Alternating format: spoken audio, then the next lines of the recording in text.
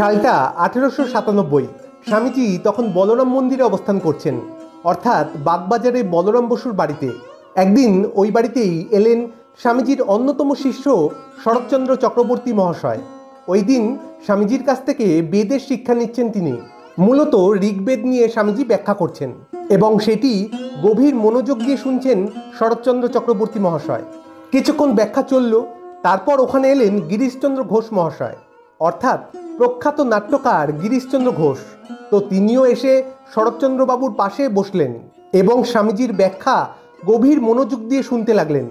এই প্রসঙ্গে বলে রাখি, স্বামীজি যখনই কোনো বিষয় নিয়ে ব্যাখ্যা করতেন, আলোচনা করতেন, সেখানে উপস্থিত সকলে গভীর মনোযোগ দিয়ে সেটি শুনতেন। এর পিছনে মূলত তিনটি কারণ ছিল। এক, স্বামীজির দৃঢ় কণ্ঠ। দুই, তার অপূর্ব বাচনভঙ্গি। এবং তিন, যুক্তির দ্বারা তার সব কিছুকে সহজভাবে ব্যাখ্যা করা। যেই তার আলোচনা শুনতেন, মুগ্ধ না হয়ে পারতেন না। তো গিরিশবাবু এবং শরৎচন্দ্রবাবু দুজনেই খুব মনোযোগ দিয়ে শুনছেন। তো কিছুক্ষণ এভাবে ব্যাখ্যা করার পর স্বামীজি গিরিশবাবুর দিকে তাকিয়ে বলছেন, কি জিসি, এসব তো কিছু পড়লে না, কেবল কেষ্টবিষ্টু করেই দিন কাটালে। জিসি অর্থাৎ গিরিশচন্দ্র, শর্ট করে স্বামীজি জিসি বলে ডাকছেন।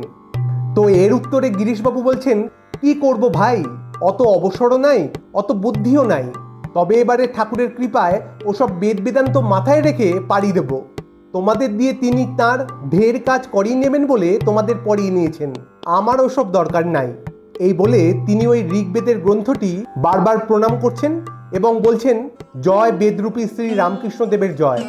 তো তারপর স্বামীজি আবার তাঁর ব্যাখ্যা শুরু করলেন। কিছুক্ষণ পর স্বামীজি চুপ করে কিছু ভাবছেন।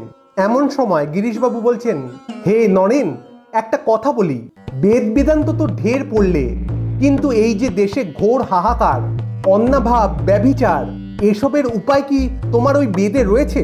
স্বামীজি কিচ্ছু বললেন না, চুপ করে শুনছেন।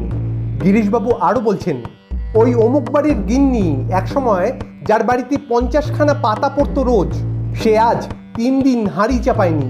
ওই অমুক বাড়ির স্ত্রীকে গুন্ডাগুলো অত্যাচার করে মেরে ফেলেছে। অমুক লোক জুয়ো চুরি করে বিধবার সর্বস্ব লুট করেছে। এই সকল থেকে রক্ষা করবার উপায় তোমার বেদে আছে কি?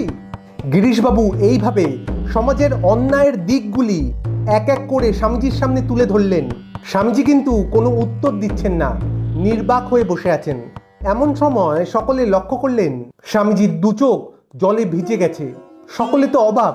তিনি কোনো মতে নিজেকে সামলে, বা বলা ভালো কান্নাটি আড়াল করে, উঠে দৌড় দিয়ে চলে গেলেন বাইরে এবং বাইরে গিয়ে হাউ হাউ করে কাঁদছেন। সকলে তো অবাক, এ কি করছেন স্বামীজি?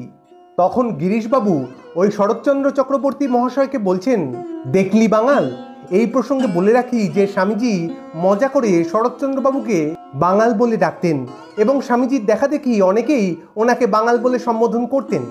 তাই গিরিশবাবু বলছেন, দেখলি বাঙাল, কত বড় প্রাণ তোর। স্বামীজিকে শুধু বেদজ্ঞ পণ্ডিত বলে মানি না, কিন্তু ওই যে জীবের দুঃখে কাঁদতে কাঁদতে বেরিয়ে গেল, এই মহাপ্রাণটার জন্য মানি। চোখের সামনে দেখলি তো, মানুষের দুঃখ কষ্টের কথা শুনে করুণায় হৃদয় পূর্ণ হয়ে স্বামীজির বেদ বেদান্ত কোথায় উবে গেল। কি সুন্দর কথা, স্বামীজির বেদ বেদান্ত কোথায় উবে গেল।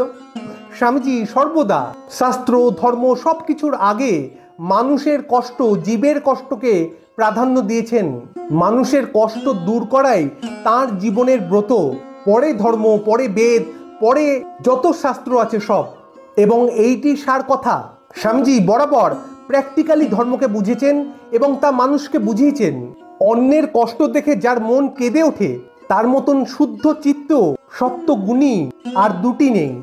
এটি মূল কথা, যেটি স্বামীজি নিজের জীবন দিয়ে আমাদেরকে বুঝিয়ে গেছেন। আজ এটুকুই, আবার দেখা হবে অন্য কোনো ভিডিওতে। ভালো থাকবেন, সুস্থ থাকবেন। ধন্যবাদ।